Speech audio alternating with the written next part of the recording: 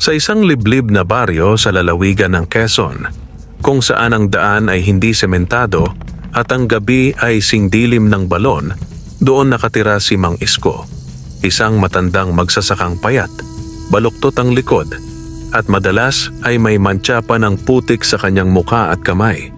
Siya ay may edad 55 ngunit ang hitsura ay tila 70 na sa hirap ng buhay. Araw-araw, maagang nagigising si Mang Isko. Bago pa sumilip ang liwanag sa silong ng ulap, tanga ng kanyang kalabaw na si Kulas at bitbit ang lumang araro. Ang kanyang sakahan ay nasa paanan ng bundok kung saan madalang ang tubig at ang lupa ay batuhan.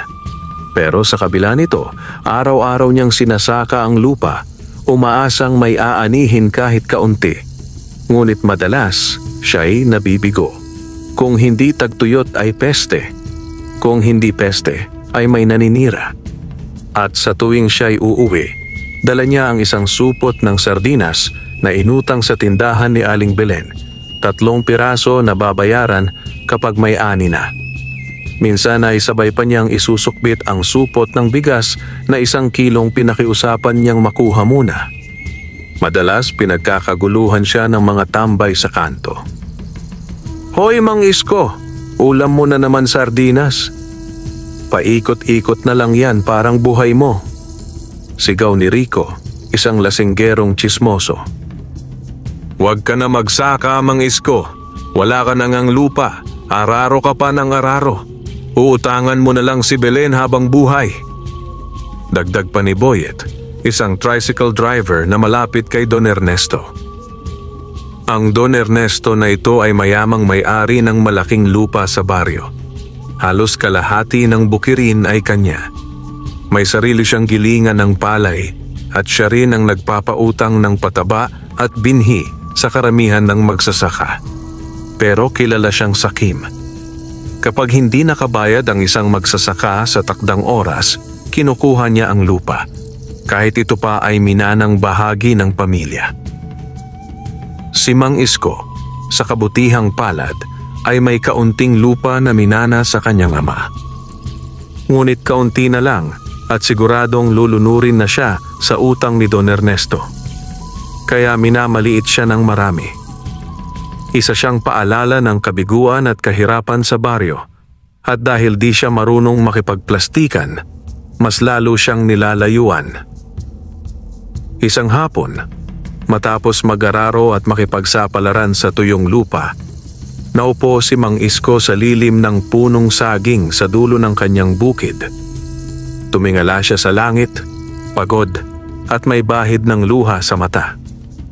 "Panginoon, kahit konting awa lang, kahit kapirasong biyaya, sawa na akong laging uutang.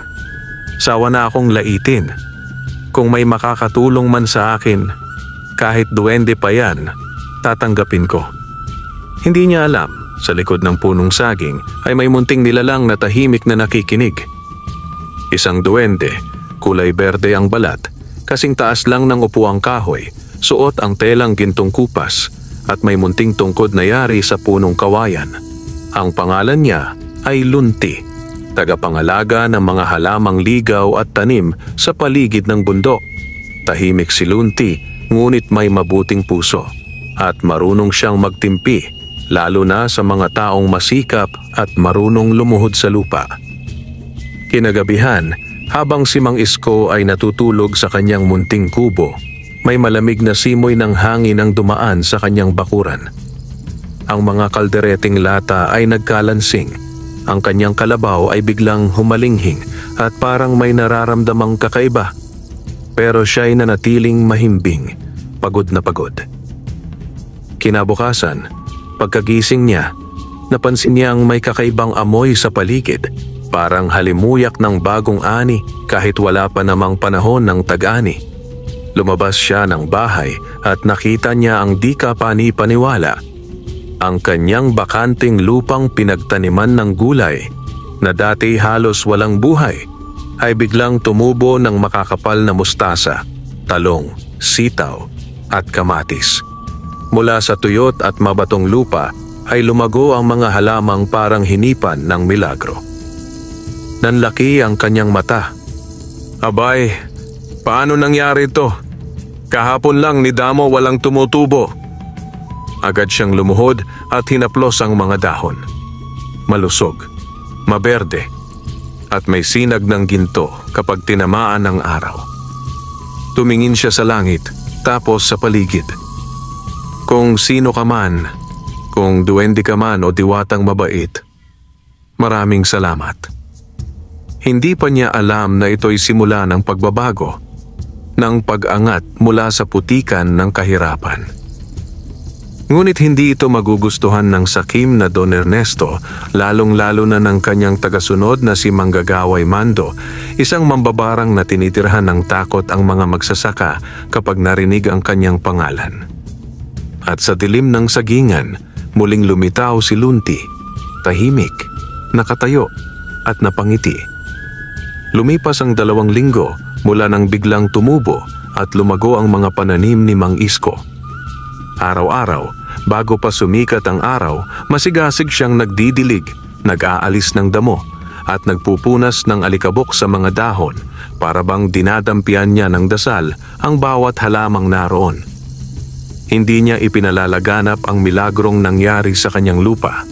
Tahimik lang siya, bagaman labis ang pasasalamat sa dinakikitang tumulong sa kanya. Ngunit ang milagro, kahit pilit itago, ay hindi nananatiling lihim sa baryo. Alam mo ba, Belen? Nakita ko si Mang Isko sa palengke, nagbebenta ng talong at sitaw. Ang lalaki ng bunga, parang galing sa ibang probinsya. Chika ni Aling Marta habang nag-aayos ng paninda. Aba, dati wala yang pananim ha? Di ba tuyot ang lupa noon? Baka may anting-anting o alagang engkanto yan. Bulalas ni Aling Belen habang binubuklat ang kanyang kuwaderno ng pautang. Sa kanto ng baryo, si Rico at Boyet ay tila nagbago ng tono. Aba, parang sinusuwerte na si Mang Isko ah. Dati, utang lang ng sardinas, ngayon may panindang gulay. Bulong ni Rico na may halong panghihinayang. Pero hindi lang tsismosa at tambay ang nakapansin. Sa loob ng malaking bahay na bato ni Don Ernesto, habang nananaghapunan ng lechong baka at tinolang manok, isang utusan ng humahangos na dumating. Don Ernesto, pasensya po, pero baka gusto niyo pong malaman. Si Mang Isko ho, araw-araw na ho kung maghakot ng ani. Tila ba ang lupa niya ay ginto kung magpatubo ng gulay? Natahimik ang Don. Tumigil sa pagnguya. Ibinaba ang kutsara. Ano ang sinabi mo? May mustasa po siya, talong, kamatis, sitaw. Halos doble ho ang laki ng karaniwan. Ang mga tagapalengke, doon na bumibili sa kanya. Nandilim ang mukha ni Don Ernesto. Kumislap ang mga mata, hindi sa tuwa kundi sa galit at inggit. Hindi pwedeng siya ang makinabang. Ako ang hari ng lupang ito. Ako ang tanging dapat pinagkukunan ng binhi, ng pataba, ng ani. Ako ang nagtatakda kung sino ang makakakain at sino ang magugutom. Tumayo siya mula sa upuan. Tinawag ang kanyang katiwala. Tawagin si Mando. Sabihin mong may utos ako. Samantala, si Mang Isko ay patuloy sa kanyang tahimik na tagumpay. Sa unang pagkakataon sa mahabang panahon, hindi siya nangutang ng bigas. Nakabili pa siya ng bagong kariton para kay Kulas. Sa ilalim ng kanyang kubo ay may supot na naglalaman ng 2,000 piso. Pinakamalaking halagang naipon niya kailanman. Ngunit hindi siya nagbago. Hindi siya nagyabang. Hindi niya pinansin ang mga dating nanlait sa kanya. Kinagabihan, habang siya ay nakaupo sa labas ng kanyang kubo, muling lumitaw si Lunti, ang duwende, sa aninag ng liwanag ng buwan. Ano't tahimik ka ngayon, Mang Isko? Tinig na tila hangin ang dating, ngunit malinaw sa tainga ng matanda. Napalingon si Isko. Tila alam niya na may kakaibang nilalang sa kanyang paligid. Kung ikaw man yon, Lunti, maraming salamat. Hindi ko man kita makita ng malinaw, pero alam kong ikaw ang dahilan ng lahat. Pangako, hindi ko ito aabusuhin. Mula sa likod ng punong saging, ngumiti si Lunti. Marami pang pagsubok ang darating. Ngunit sa puso mong tapat, hindi kita iiwan. Ngunit mag-ingat ka sapagkat ang inggit ng tao ay higit pa sa sakit ng tagtuyot. Pagkatapos noon, naglaho na si Lunti, kasabay ng malamig na hanging dumaan. Samantala, sa dulo ng baryo, sa isang madilim at matandang bahay na puno ng anting-anting, tuyong dahon at lumang bote ng langis, naroon si Mando, ang mambabarang. Matagal na siyang kilala bilang taksil sa liwanag, alagad ng kasamaan at tagasunod ni Don Ernesto. Wala siyang anak, wala ring asawa. Ang tanging kapiling niya sa kanyang dampa ay ang kanyang mga alagang uwak, palaka at bote ng kulam. Pagdating ng katiwala ni Don Ernesto, tumingin si Mando sa kanyang salamin na gawa sa itim na bato. Si Isko? Bulong niya. Napangiwi siya. Matagal ko nang nakikitang may liwanag sa puso niyan. Hindi yan bagay sa tagumpay. Dapat masira ang kanyang tanim.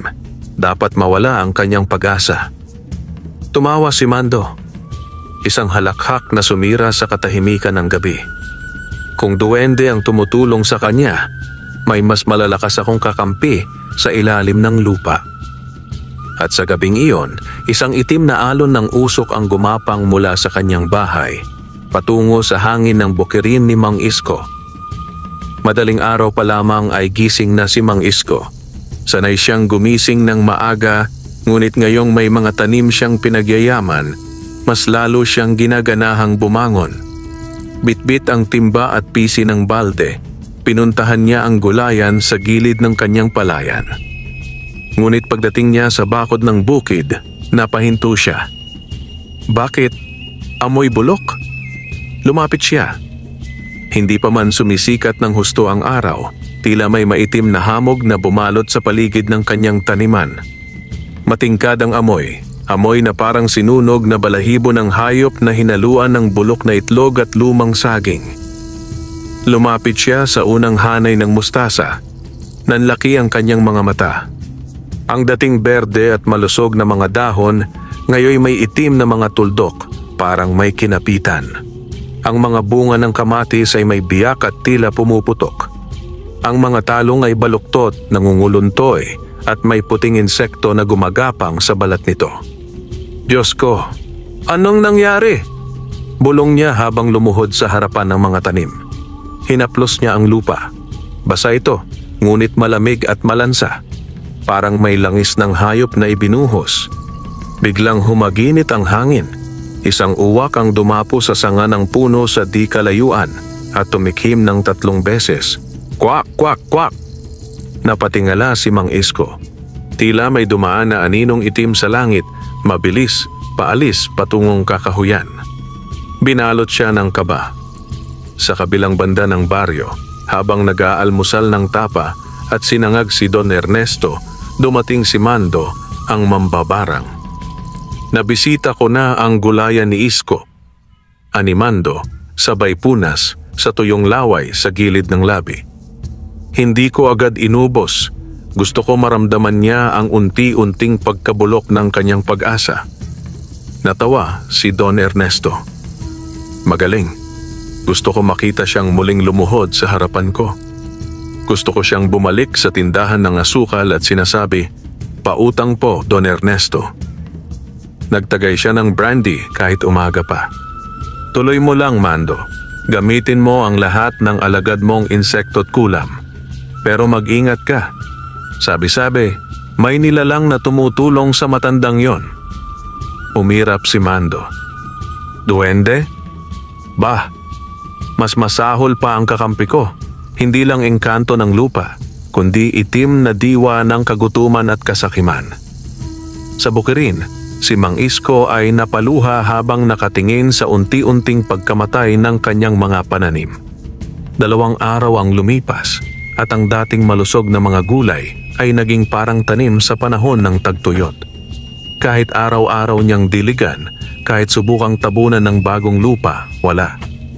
Parang may lason sa hangin. Naglakad siya papuntang palengke, bitbit ang kaunting bunga na maaari pa sanang ibenta. Ngunit sa kanyang daan, naroon na naman si Rico at Boyet. "Oh, akala ko ba'y yumaman ka na, Mang Isko?" kantsaw ni Boyet. "Ngayon panis na ang gulay mo?" dagdag pa ni Rico. "Balita namin, may nagtanim daw ng malas sa'yo. Baka ginantihan ka ng dating utangan mo." Sabay tawa ng dalawa. Hindi na nagsalita si Mang Isko. Dire-diretso lang siya sa palengke, pilit pinipigil ang luha. Ngunit sa ilalim ng kanyang dibdib, nanumbalik ang kanyang pagkaawa sa sarili, ang damdaming matagal na niyang kinakalaban. Kinagabihan, habang siya'y nakaupo sa harap ng kanyang kubo, tinawag niya ang hangin. "Kung ikaw man ang duwending tumulong sa akin, tulungan mo akong muli. Hindi ko kayang labanan to ng mag-isa. Hindi ko alam kung anong kalaban meron ako.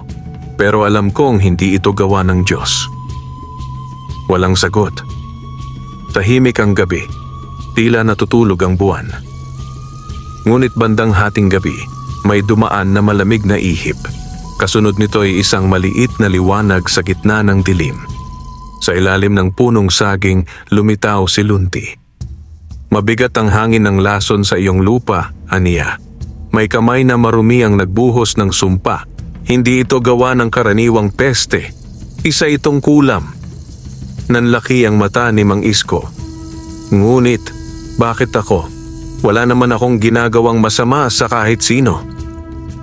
"Dahil ikaw ay umaangat at ang liwanag mo'y nakakasilaw sa mga matang sanay sa kadiliman. Kaya sinisikap nilang patayin ang iyong liwanag bago ito tuluyang sumilay." Lumapit si Lunti at idinikit ang kanyang palad sa lupa. "Hindi ako kasing lakas ng barang, ngunit may alam akong binhing banal. Ngunit upang tumubo ito, kailangang isakripisyo ang isang bagay na mahalaga sa iyo. Handa ka ba?" Nag-isip si Mang Isko, tumingin sa paligid, tumingin kay Kulas, ang kanyang kalabaw na mahimbing na natutulog, tumingin sa kanyang lumang kubo, sa kanyang mga naipon. Pero sa huli, tumango siya. "Kung ang kapalit ay buhay ng mga tanim at dangal ng aking pangalan, handa akong mawala ang anumang bagay." Napangiti si Lunti. Mula sa kanyang tungkod ay lumabas ang butil ng binhing tila ginto, kumikislap sa dilim. "Sa bukas ng umaga, itanim mo ito sa gitna ng iyong bukirin. Alagaan mo ito ng may dasal at katahimikan. Sa loob ng 7 araw, maghintay ka." Ngunit habang iyon ay lumalaki, babala ni Lunti, "Magtatangkang sirain ito ng kadiliman. At kung hindi mo kayang protektahan ito, ikaw ang susunod na babagsak."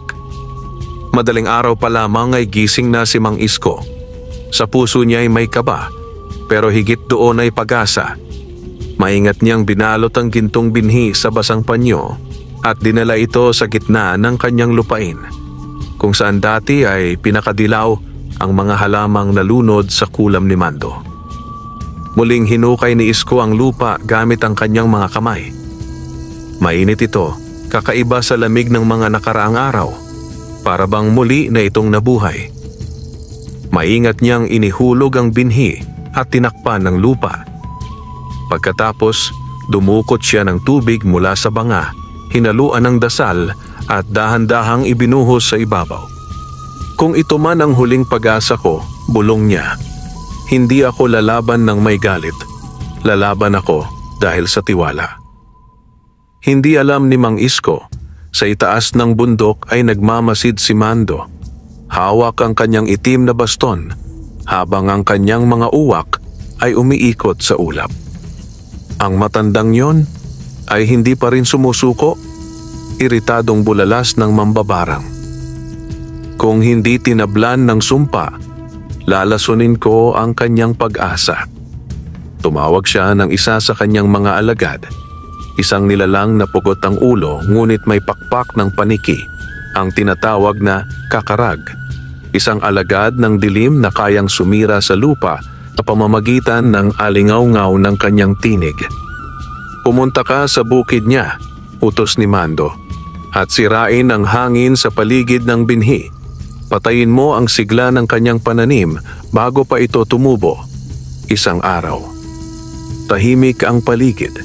Si Mang Isko ay maghapong nagdasal, nagbantay at naglinis ng paligid ng kanyang lupa. Wala pang anyo ang binhi, ngunit ramdam niyang may mainit na tibok sa ilalim ng lupa, parang pusong unti-unting nagkakabuhay. Gabi. Muling lumamig ang hangin. Dumaan ang maitim na aninong lumilipad, si Kakarag. Ngunit paglapag nito sa bukid, bigla itong napatras. Isang pader na hindi nakikita ang sumalubong sa kanya. Isang pananggalang na tila binuo ng panalangin, pawis at panatan ni Isko. Muling lumipad si Kakarag pabalik sa bundok, galit na galit. Hindi ako makapasok, may proteksyong hindi ko maunawaan. Si Mando, sa pagkadismaya, ay sumigaw. Isang duwende, isa sa mga matatanda sa ilalim ng lupa ang kumakampi sa kanya. Kailangang tawagin ko na ang laman lupa. 2 araw. May sumibol na munting usbong mula sa lupa, berdeng maningning, at may gintong guhit sa gilid ng dahon. Si Mang Isko ay halos maiyak sa tuwa. Mabuhay ka, mabuhay ka. Panibagong pag-asa. Ani niya habang pinupunasan ng dahon ng isang puting tela. Ngunit pagsapit ng hapon, dumating ang isang lalaking hindi niya kilala, bitbit ang baril, nakasakay sa motorsiklo. Hindi ka ba marunong makiramdam, Mang Isko? Sigaw nito. Lahat ng palayan sa bahaging ito, bahagi ng lupa ni Don Ernesto. Nagkunwaring may dokumento at sinubukang paalisin si Isko. Pero hindi siya natinag. May titulo ako sa lupa kong ito. Minana ko pa sa aking ama. Kung may reklamo kayo, idaan niyo sa barangay. Umalis ang lalaki, galit. Ngunit malinaw kay Isko. Nagsisimula na silang sumubok hindi lang sirain ang tanim niya, kundi pati siya mismo. 3 araw. Umuulan ng bahagya at ang usbong ay mabilis ang paglaki. Lumalabas na ang pangalawang dahon at sa paligid ng bukid ay nagsimulang tumubo rin ang ibang halaman. Tila naaapektuhan ng banal na enerhiya mula sa binhing itinanim ni Isko. Kinagabihan, bumalik si Lunti. Maganda ang palatandaan, ngunit mas titindi ang mga susunod na araw. Lalapit sa iyo ang takot, magsasalita sa anyo ng mga mahal sa buhay at susubukang kumbinsihin kang bumitiw. 4 na araw. Tulog si Mang Isko sa kanyang kubo nang marinig niya ang tinig ng kanyang yumaong asawa, si Nelia. Isko, pagod na ako. Halika na sa akin. Tama na ang pagsasaka. Wala ka ng pinatutunguhan. Napabalikwas si Isko. Nanginginig ang boses niya. Nelia, ikaw ba talaga? O isa kang nilalang na ginagamit ang tinig ng aking mahal? Biglang lumamig ang paligid. Nagbago ang anyo ng tinig. Lahat ng inaasam mo ay walang kabuluhan. Lahat ng itinanim mo, mamamatay. Hindi, sigaw ni Isko. Ang tinig mo ay di makakayang gayahin ng kasamaan. Ang puso ko'y hindi kayang lokohin ng anino. At biglang nagliyab ang isang bahagi ng lupa sa kanyang taniman. Tila lumulutang na apoy na hugis puso. Nawalan ng lakas ang nilalang na gumagaya sa tinig ng kanyang asawa. 5 araw. Dumating si Mando sa gilid ng bukid, nakasuot ng itim, hawak ang baston, ngunit hindi makapasok sa mismong taniman. Sinubukan niyang mangutya. Isang matanda at ang kanyang panaginip, ipagpatuloy mo. Ngunit tandaan mo, Isko, kapag di mo nabantayan ng tama ang tanim mong yan, hindi lang iyan ang mamamatay. Ngunit sa halip na matakot, ngumiti si Isko. Mas mainam pang mamatay akong lumalaban kaysa mabuhay na alipin ng takot sa tulad mong nilamon na ng dilim. 6 na araw. Isang ligaw na kambing ang biglang pumasok sa bukid. Gutom, mabangis, tila hindi normal ang kilos. Tumakbo ito patungo sa gitna ng tanim upang lamunin ang binhi. Ngunit bago pa ito makalapit, biglang may bumangon na anino mula sa lupa. Isang hugis ugat na kamay, tila nilalang na likha ng duwende. Hinila nito ang kambing sa lupa at nawala na lang na parang bula. Napamulagat si Isko. Diyos ko, salamat sa iyong mga tagapagtanggol. 7 araw. Ang tanim ay ngayon isang maliit na puno. May 5 dahon at isang umuusbong na bunga. Kumikislap, tila perlas na ginto. May amoy itong napakabango kahit malayo pa. Sa huling araw ng pagsubok, habang natutulog si Mang Isko sa gilid ng kanyang tanim, nanaginip siya. Isang lawa ng liwanag at isang tinig. Hindi lang ito pananim. Ito ay simbolo ng muling pagkabuhay mo. Ngunit huwag mong kalilimutan, ang tunay na bunga ay hindi ang kayamanan, kundi ang katatagan ng iyong loob sa gitna ng pang-aapi at kadiliman. Pagsapit ng umaga, ang buong bukid ni Isko ay tila binuhusan ng liwanag. Hindi lang ang tanim mula sa binhi ang nabuhay, kundi pati ang dating patay niyang mga gulay ay muling tumubo. Mas malusog, mas mabilis, mas mabunga. At sa tabi ng puno, lumitaw si Lunti. Ang tanim na ito, Isko, ay hindi kayang tablan ng kahit anong barang o lason. Ito ang magiging proteksyon mo at ng iyong lupain. Ngunit tandaan mo, ang mga kagaya ni Mando at Don Ernesto ay hindi titigil at ang susunod nilang galaw ay mas mabangis. Lumipas ang 3 araw matapos sumibol ang puno mula sa binhi ng ginto. Sa ilalim ng araw, ito'y tila sinlakas ng araw rin. May mga dahong kumikislap katawan nitong makintab na parang pinakintab na punong narra. Ngunit higit sa lahat, ang bunga nito ay kakaiba. Hugis peras, kulay ginto, at may halimuyak na kayang dumaloy sa buong paligid. Si Mang Isko, kahit hindi nakapagtapos ng pag-aaral, ay batid ang halaga ng kakaibang biyayang kanyang taglay. Ngunit pinili niyang itago ang hiwaga ng puno. Hindi niya ipinagkalat sa baryo ang tungkol dito. Sa halip, ginamit niya ang mga bagong pananim na muling nabuhay sa kanyang bukid upang magsimulang magnegosyo. Nagbenta ng sariwang gulay sa palengke, nagbigay ng libre sa mga kapitbahay na naghihikahos, at nagsimulang magtanim pa ng dagdag na pananim sa dating bakanteng lote ng kanyang ama. Ngunit sa kabila ng kanyang katahimikan, ang mabilis niyang pagbangon ay hindi nakaligtas sa paningin ng mga mapagmatsyag na mata. Hindi na ako mapapahiya sa isang magsasaka, sigaw ng Don habang pinaghahampas ang mesa ng kanyang tasa ng kape. Sa harap niya si Mando, ang mambabarang, ay tila may bahid ng kaba sa mga mata. Hindi tumatalab ang barang, Don. May pananggalang na hindi ko maabot. Lahat ng espiritong isinugo ko'y bumabalik na gutom at sugatan. Napasinghap si Don Ernesto. Hindi ka ba mambabarang? Hindi ba't sinabi mong ikaw ang pinakamalakas sa buong lalawigan? Ako nga, sagot ni Mando. Ngunit may duwende sa kanyang tabi. Isa sa mga matatandang tagabantay ng kalikasan. At ang tanim niya, hindi karaniwang halaman.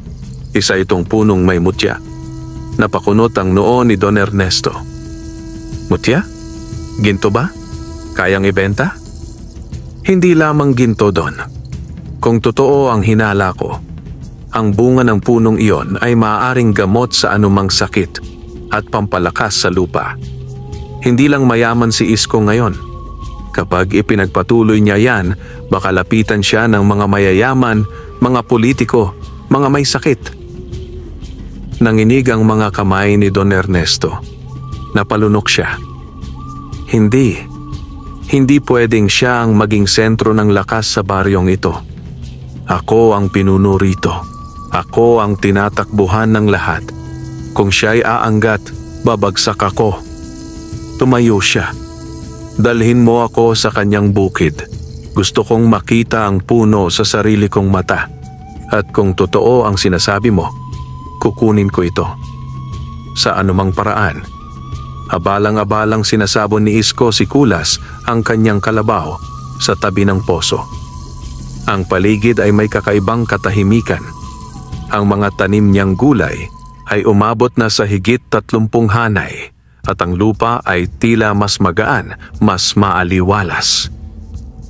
Lumapit si Aling Belen, may dalang bayong. "Isko, anak, totoo bang may tanim kang halaman na galing sa engkanto?" Pabulong niyang tanong. "Ha? Wala naman po. Baka chismis lang po yan," sagot ni Isko, ngumiti at nagpatuloy sa kanyang ginagawa. "Hindi sagot ni Belen. Kasi si Rico at Boyet, nakita kang kinakausap ang isang maliit na nilalang isang gabi. Diba, duwende yon?" Napahinto si Isko. Tumingin sa mga pananim tapos kay Belen. "Kung may tumutulong man sa akin, baka yon ay dahil pinili nilang tulungan ang marunong magpakumbaba." Tahimik si Belen. Napangiti. "Alam mo, Isko, kahit tinawanan ka ng maraming beses, hindi ka gumanti. Ngayon, tingnan mo. Ikaw na ang ginagalang ng marami. Marami ka nang natulungan."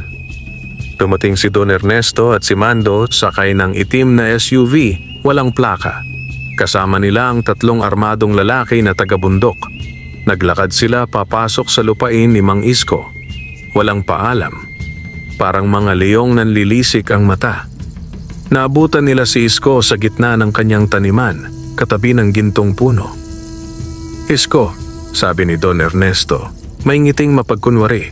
"Narinig ko na may napakagandang tanim ka rito. Napaka-progresibo mo na pala ngayon. Ang yaman mo na." "Huwag po kayong ganyan, Don Ernesto," magalang na sagot ni Isko. "Gaya pa rin po ako ng dati. Nagsasaka lang." "Talaga?" sagot ni Don Ernesto. Bakit parang sinasabi ng lahat may mutya ka raw? May punong gininto ang bunga? Hindi mo ba alam, lahat ng lupa rito sakop ng interes ng munisipyo at mga may-ari ng titulo tulad ko?" "Nagkakamali po kayo," sagot ni Isko.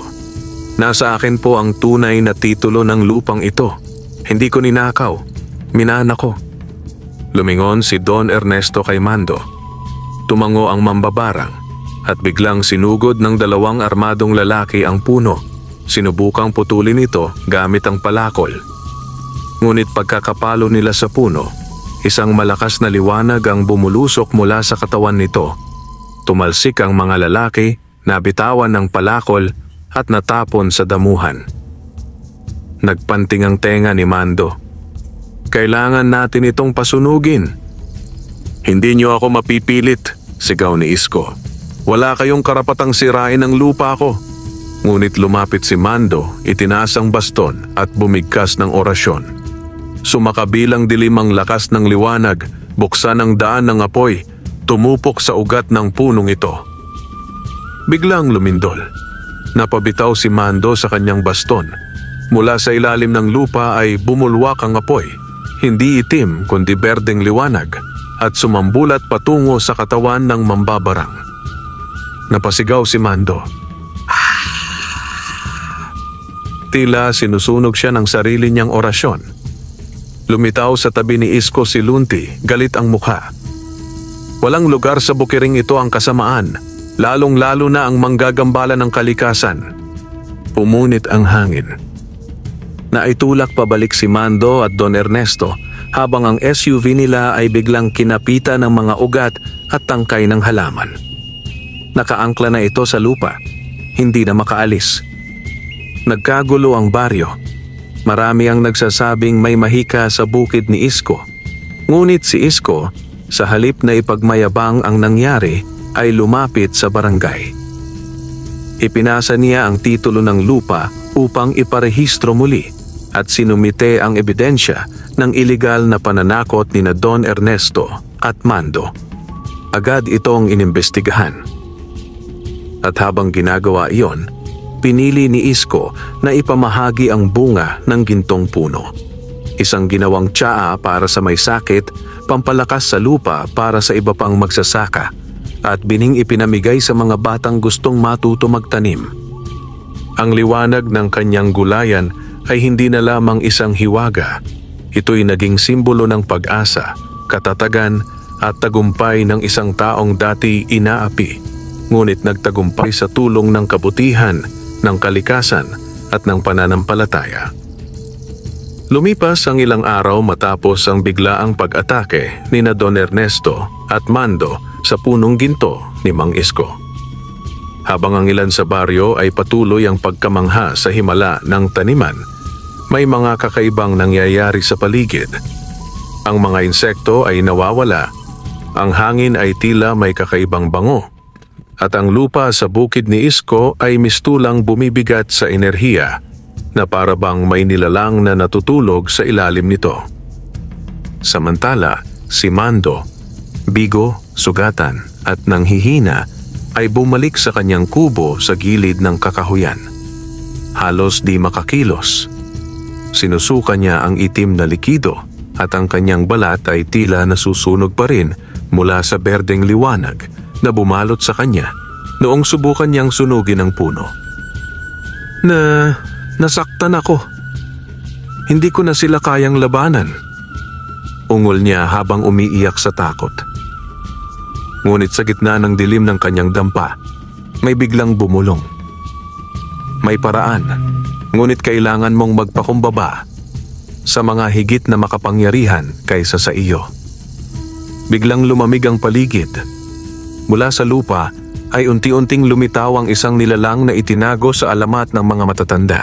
Si Malangkaw, ang pinakamatandang laman lupa, isang nilalang na sumisibol mula sa pinagsamang galit ng mga nasirang kagubatan, pinaslang na hayop at dugong inialay ng mga sakim. Katawan niya ay yari sa putik, ugat at abo. Ang kanyang tinig ay parang gumuguhong bundok. Kung nais mong baliktarin ang laban, Mando, ihandog mo sa akin ang lupa ng duwende at ang buhay ng matandang magsasaka. Habang abalang dinidiligan ang paligid ng kanyang tanim, biglang dumating si Lunti. Di gaya ng dati, ang kanyang anyo ngayon ay mas mataas, mas kumikinang, at ang kanyang mga mata ay may mapanglaw na lalim. Isko, wika niya, ay kailangan kang malaman. Nagpatong ng palad si Lunti sa katawan ng punong ginto. Hindi ako ordinaryong duwende.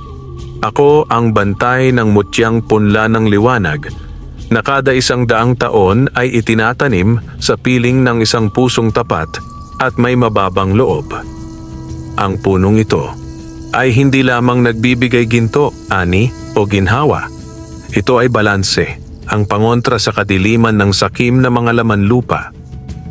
Nanlaki ang mga mata ni Mang Isko. Kung ganoon, ang lahat ng ito'y bahagi ng mas malalim na laban? Tumango si Lunti.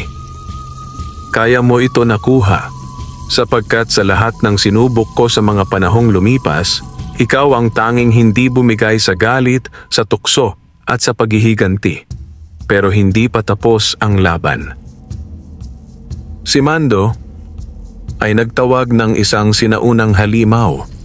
Si Malangkaw, ang tagakain ng lupa, tagasira ng tanim at tagapanghiganti ng kasakiman. Sa pagdating ng buwan ng kabilugan, sa loob ng 3 gabi mula ngayon, aatakihin kayo. Pagsapit ng gabi, habang ang buwan ay kalahating bilog, dumaan ang isang itim na ulap sa baryo. Una, namatay ang mga ilaw. Pangalawa, nagsimula ang mga alagang hayop sa buong baryo na umatungal. Tila may nararamdaman silang panganib. Pangatlo, may mga bata sa baryo na nanaginip ng parehong bagay. Isang halimaw na may katawan ng ugat, mata ng apoy, at hiningang amoy putik at patay na hayop. Sinasabing, ibigay si Isko o isusumpa ko ang buong baryo. Kinabukasan, kumalat ang balita. May mga magsasakang biglang nalagas ang tanim kahit nasa kabilang baryo. May mga bata ang nilagnat ng walang dahilan. At sa bawat kwento, paulit-ulit na lumilitaw ang pangalan ni Mang Isko na para bang siya na ang dahilan ng mga sumpang dumarating. Dahil sa takot, nagpulong-pulong ang mga matatanda sa barangay hall. Si Kapitan Silvino ay naiipit. Hindi ko alam ang nangyayari, pero hindi normal to. May nagsasabi Si Isko raw ang dapat nating kausapin. Sa harap ng mga tao, pinatawag si Isko. Isko, anong nilikha mo? Bakit ganito ang nangyayari sa atin? Tumayo si Isko. Hindi siya nagalit. Sa halip, nilantad niya ang katotohanan. Ang punong nasa aking lupa ay hindi akin.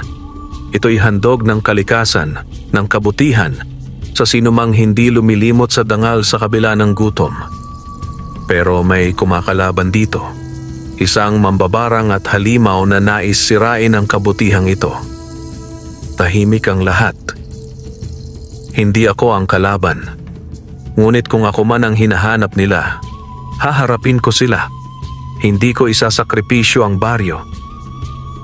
Habang natutulog si Isko, nagising siya sa isang malalim na pagyanig. Mula sa lupa ay umangat ang mga ugat at kumalat sa paligid ng kanyang bahay. Ang mga halaman sa kanyang taniman ay nagumpisang malanta, ngunit ang punong ginto ay nagsimulang maglabas ng liwanag mula sa bunga nito. Tila humihigop ng lakas mula sa paligid upang labanan ang lagim. Lumitaw si Lunti. Malapit na siya. Bukas ng gabi, maghanda ka.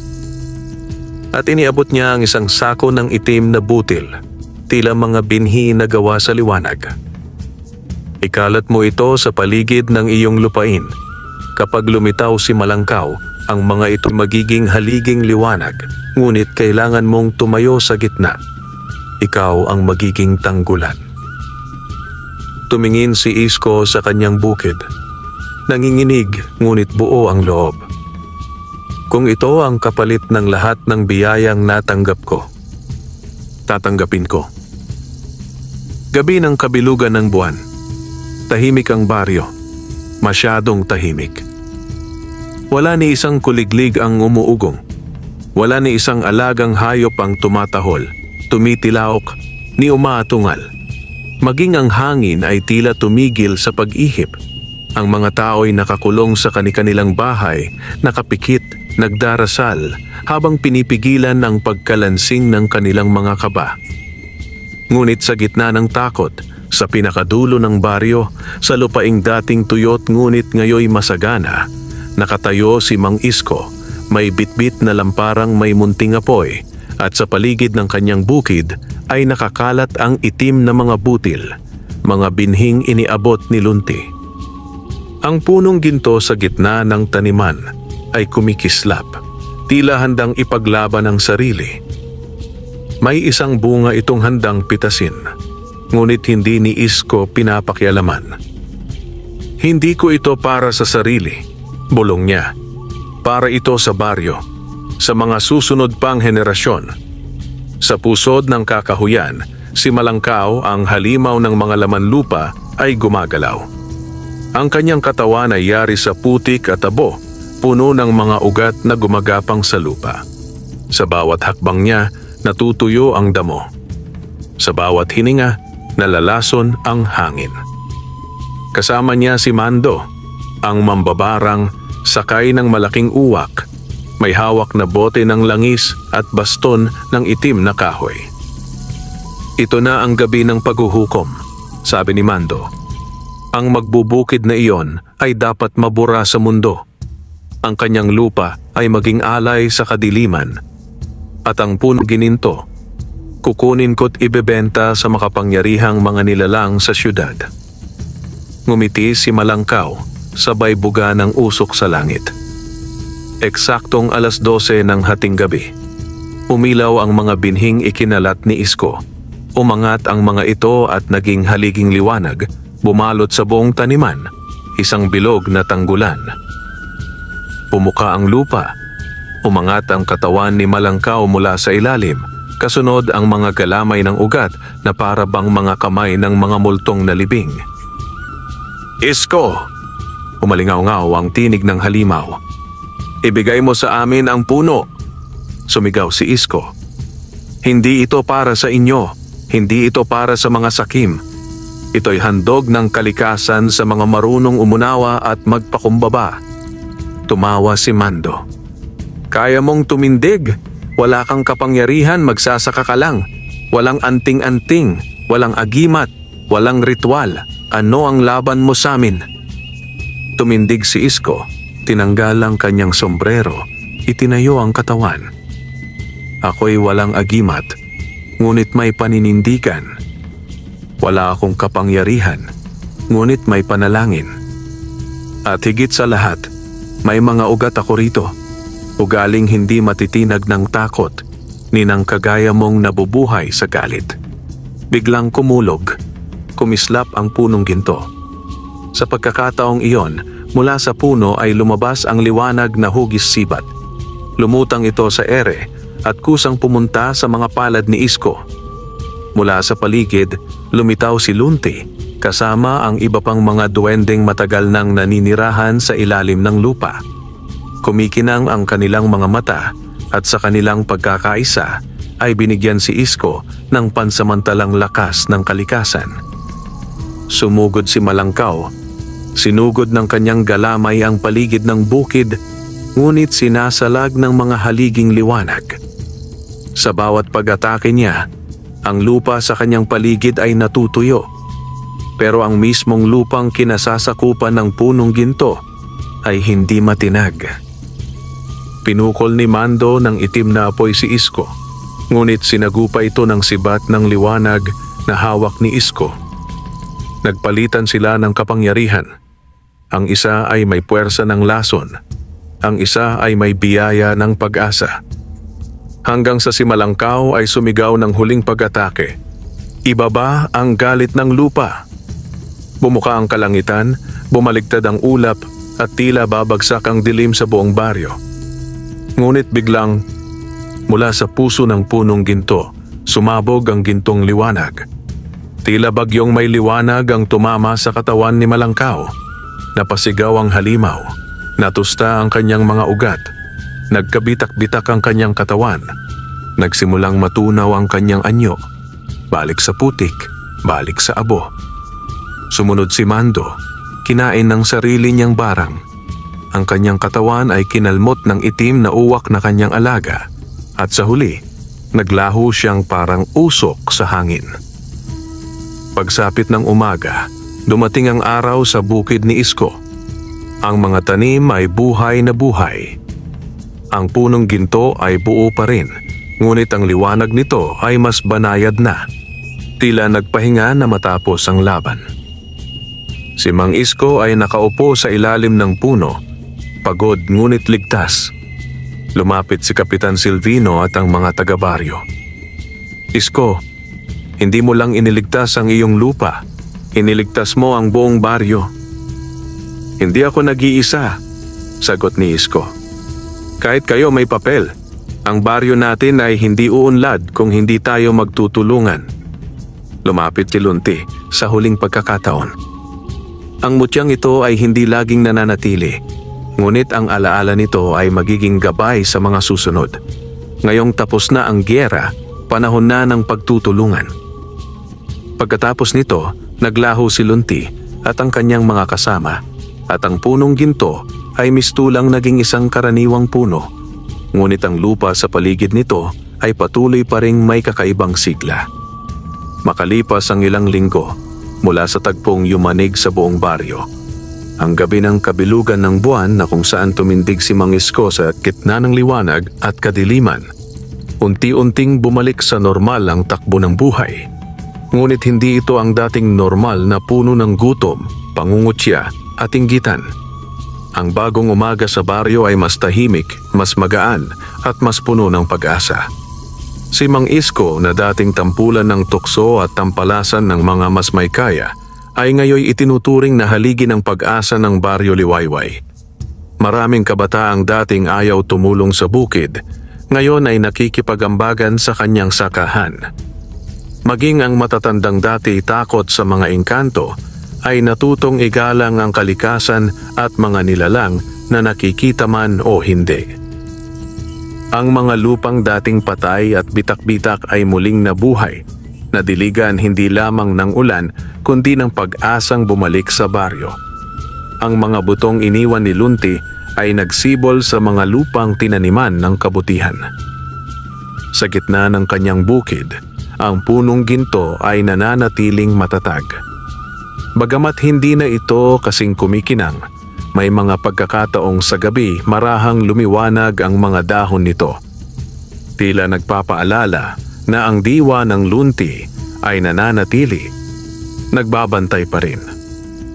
Dahil sa mga biyayang natanggap ng baryo, maraming dating matatabang may-ari ng lupa ang bumalik mula sa syudad upang bumati kay Isko. Ngunit hindi ito tinanggap ng basta-basta. Alam ng mga taga-baryo kung sino ang tunay na tumulong sa panahon ng kadiliman at hindi na nila muling ipinagkatiwala ang kanilang kinabukasan sa mga sakim. Hindi na tayo babalik sa dati, ani Aling Belen sa isang pulong barangay. Tayo'y nagising sa katotohanan. Ang lupa ay hindi para sa mga may titulo lang. Ito'y para sa may malasakit, para sa nagmamahal. Sa mungkahi ni Mang Isko, itinatag ang kooperatiba ng mga magsasaka ng Liwayway kung saan ang kita sa sakahan ay patas na hinahati. Wala nang palihim na utangan ng sardinas at bigas. Ang tindahan ni Aling Minda ay naging sentro ng palitan ng anit produkto. Nagkaroon na rin ng maayos na patubig at palengke na pinunduhan sa tulong ng bagong pinag-isang komunidad. Minsan isang hapon, habang nag-iinspeksyon ng tanim si Isko, napansin niyang may bagong usbong sa ilalim ng punong ginto. Hindi na ito peras na ginto, kundi isang maliit na halaman na may puting bulaklak na tila may liwanag sa gitna. Lumapit siya.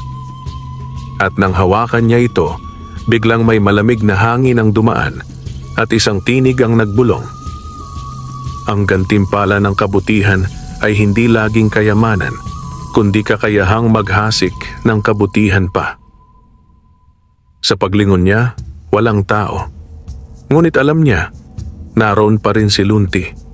Tahimik, nagbabantay. Napangiti si Isko. Isang araw, dumating ang isang matandang babae na may puting damit at tungkod. Hinalikan niya ang lupa sa bukid ni Isko. Ako si Janang Catalina, tagabantay ng mga bukid sa silangang kabundukan. Balita ang ginawa mong pagtindig, Isko. Sa ngalan ng mga diwata at duwende, nais kong ipaabot ang aming pagpapala. Inilabas ng matanda ang isang maliit na buto, puting mutya. Ito ay binhi ng kalikhasan, isang halamang tumutubo lamang kung may tunay na pagkakaisa. Itanim mo ito kung darating ang bagong panganib. Nagpasalamat si Isko. Alam niyang sa mundo ng mga engkanto at tao, ang balanse ay laging sinusubok. Isang gabi, habang nasa ilalim ng puno, lumitaw si Lunti, ngunit ngayon ay mas payapa, mas tila paalis. Isko, wika niya, ang tungkulin ko rito ay tapos na. Ang binhi ay namunga, ang puso ay tumatag, at ang baryo ay gumising. Hindi ka ba na mananatili? Tanong ni Isko, may lungkot sa boses. Hindi ako umaalis. Ako'y nagbabalik sa mundo ko. Ngunit ang liwanag ng punong ito ay magsisilbing alitap-tap sa gabi mo. Kapag pinanghinaan ka, dumapo ka sa ilalim nito. At maririnig mo ang puso ng kalikasan na bumubulong. Tumulo ang luha sa mga mata ni Isko. Salamat sa lahat. Hindi mo kailangang magpasalamat. Pinili ka ng lupa, pinili ka ng liwanag, at pinili mo ring maging tapat. At sa isang iglap, naglaho si Lunti. Ang dating tinutuksot minamaliit na si Mang Isko ay ngayoy ginagalang hindi dahil sa ginto o tanim, kundi dahil sa kabutihan ng kanyang loob. Siya ay naging huwaran sa buong lalawigan. Maraming estudyanteng nagsusulat ng sanaysay tungkol sa kanya. May mga dayuhang nagtatanong tungkol sa kanyang punong gininto. Ngunit hindi niya ipinagkakalat ang hiwaga. Sa puso ni Isko, ang lihim ng lupa at kalikasan ay hindi para sa pagkamkam, kundi para sa paglinang. Isang buwan ang lumipas mula nang magpaalam si Lunti at muling yumabong ang buhay sa buong baryo Liwayway. Patuloy ang kasaganahan sa bukid ni Mang Isko At ang mga magsasaka sa baryo ay natuto na ring gumamit ng mga organic na pataba mula sa halaman, hindi na umaasa sa mamahaling kemikal. Sa unang pagkakataon sa mahabang panahon, walang nagugutom sa baryo. May sapat na ani, may palitan ng produkto, may bagong sigla sa mga kabataan. Ngunit ang bawat pag-usbong ay sinusubok ng bagong tukso. Isang araw, dumating sa baryo ang mga malalaking SUV, may kasamang dayuhang puti, intsik at ilang lokal na negosyante. Formal silang nakasuot, may dalang drone, camera at mga makintab na brochure. Sa harap ng barangay hall, ipinatawag ang isang pagtitipon. Magandang araw po, kami po ay mula sa Global AgriDev Corporation, isang international company na naglalayong imodernisa ang mga rural na komunidad sa pamamagitan ng makabagong agrikultura. Ani ng babaeng Amerikana na si Miss Jessica Wu habang pinapakita sa slideshow ang mga high-tech greenhouses at irrigation system. Lumapit si Mr. Tan, isang Chinong negosyante. Gusto naming bilhin ang kabuuan ng mga bukid sa inyo, kabilang na ang lupain ni Mang Isko para sa aming itatayong Agri-Eco Park. Malaking proyekto ito. May pasweldo, pabahay at scholarship pa para sa mga anak ninyo. Nagkatinginan ang mga taga-baryo.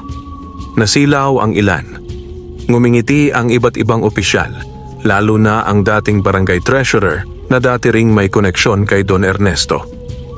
Kung pipirma po kayo, makakatanggap agad ang bawat pamilya ng 500,000 piso at bibigyan pa ng relocation house. Napatingin sila kay Mang Isko. Papayag po ba kayo, Mang Isko? Tanong ng kapitan.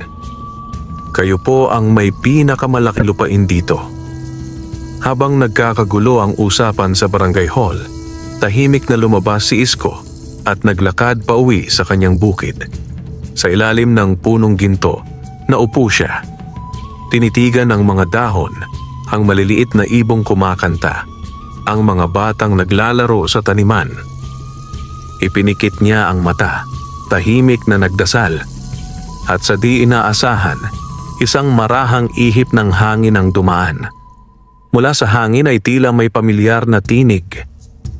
Hindi lahat ng kumikislap ay ginto. Hindi lahat ng pangako ay totoo, ngunit ang puso ng lupa kailanmay hindi nagsisinungaling. Nagmulat siya, walang lunti, walang duwende, pero dama niya ang presensya. At dama rin niya ang desisyong dapat ay kanyang buuin. Kinabukasan, muling nagpulong ang buong baryo, kasama ang mga negosyante at ilang opisyal mula sa probinsya. Nandoon ang mga kamera. May live coverage pa sa social media. Akala ng mga dayuhan, lalagda na ang mga tao. Ngunit tumayo si Mang Isko. Pasensya na po, anya, habang dahan-dahang humakbang sa gitna. Narinig ko po ang inyong alok. Maganda po talaga ang mga larawan at malaki ang perang alok ninyo. Pero huminga siya ng malalim. Hindi po namin ibebenta ang lupa namin. Nagkagulo ang mga tao. Ha? Sayang yon. Hindi ka ba naaawa sa mga walang bahay? Kaya tayo hindi umaasenso eh. Ngunit nagsalita ulit si Isko. Hindi po kami mahirap. Oo. Walang SUV. Oo, walang aircon. Pero may pagkain kami. May malinis na tubig. May lupa kaming kinapitan sa hirap at hindi namin kayang ipagpalit iyon para lang sa pansamantalang ginhawa. Tumingin siya sa kanyang mga kapitbahay. Kapag ibinenta natin ito, mawawala ang ugat natin. Ililipat tayo. Mawawala ang diwa ng pagkakabaryo. Ang kalikasan natin masisira. Ang punong ito sabay turo sa puno ng ginto. Hindi na muling tutubo kapag pinutol. Tahimik ang lahat. Isa-isang tumayo ang mga magsasaka. Hindi ko po ibebenta ang lupa ko, ani Mang Andoy. Ni ako, dito ako ipinanganak. Dito rin ako mamamatay, sabi ni Aling Belen. Maging ang kabataang sina Rico at Boyet ay tumayo. Mas gusto po naming matuto sa inyo, Mang Isko. Hindi lang sa mga drone. At sa di inaasahan, Ang buong barangay ay tumayo bilang iisang tinig. Naglabas ng kasulatan si Isko, isang resolusyon na isinusumite sa munisipyo at DNR, na ang lupain ng Baryo Liwayway ay idedeklara bilang Protected Community-Based Ecological Zone, hindi maaaring bilhin, putulin, o gamitin sa komersyal na layunin. Ang Global AgriDev ay nabigla. "Pasensya na po," sagot ng kapitan. "Iisa po ang desisyon ng aming baryo." Umalis ang mga negosyante. Bit-bit ang kanilang mga brochure, ngunit hindi ang lupa. Ang baryo ay nagdiwang hindi ng salapi, kundi ng tagumpay sa paninindigan. May mga placard na isinabit sa palengke. Ang lupa ay buhay, hindi ito ibinebenta. Sa gabing iyon, bumalik si Isko sa ilalim ng punong ginto. Tahimik. Kumakanta ang mga kuliglig. Amoy niya ang halimuyak ng mga nilutong gulay ng mga kapitbahay. Tila ang buong baryo ay isa ng pamilya. Muli siyang naupo, pumikit. At sa loob ng kanyang isipan, marahan, tila isang alingaungaw ng kagubatan, may narinig siyang tawa ni Lunti. Masaya. Kontento. Isang taon ang lumipas mula ng tanggihan ng Baryo Liwayway, ang alok ng Global AgriDev. Sa halip na maglaho sa kahirapan gaya ng pangamba ng ilan, lalong sumigla ang pamumuhay ng mga taga-baryo. Ang mga dating abandonadong lote ay naging demo farms. May paaralan ng organikong pagsasaka, at mga kabataan ay abalang-abala sa pag-aaral ng makalumang paraan ng pagtatanim, pinaghalo sa bagong teknolohiya, pero hindi nakakalimot sa diwa ng kalikasan. Dumating ang araw ng kapistahan ng baryo. Ngayon ay hindi na ito simpleng pista ng gulay. Formal nang kinikilala ang Baryo Liwayway bilang kampyon ng makakalikasang komunidad sa buong rehiyon. Isang entablado ang itinayo sa gitna ng palengke. Dumagsa ang mga bisita, pati ang mga taga-karatig bayan. Naroon ang mga guro, mag-aaral, opisyal ng pamahalaan, pati mga dayuhang nais matuto sa modelo ng baryo. Ngunit ang pinakainabangan ng lahat ay ang pagbibigay ng parangal sa buhay kay Mang Isko. Tumayo si Isko sa entablado, nakabarong, ngunit bitbit pa rin ang kanyang lumang sombrero, simbolo ng kanyang pinanggalingan. Tahimik siya sa unang sandali, pinagmamasdan ang dami ng tao. Natatandaan ko pa noong halos araw-araw akong pinandidirihan sa tindahan dahil wala akong pambayad sa sardinas. Noon, hindi ako pinapansin kapag may pulong, wala akong tinig. Napatingin siya sa mga bata. Pero ang lupa, hindi ako tinalikuran. Kahit tuyot na, kahit bitak-bitak, handa siyang magbigay. Basta may magtiyaga, basta may mag-aruga. Huminga siya ng malalim. Hindi ko ito nakamit mag-isa. Tumulong ang kalikasan. Isang duwending pinadala ng tadhana ang nagbukas ng daan, si Lunti. Pero higit sa lahat, kayo ang nagtulungan para tumubo ang liwanag sa ating baryo.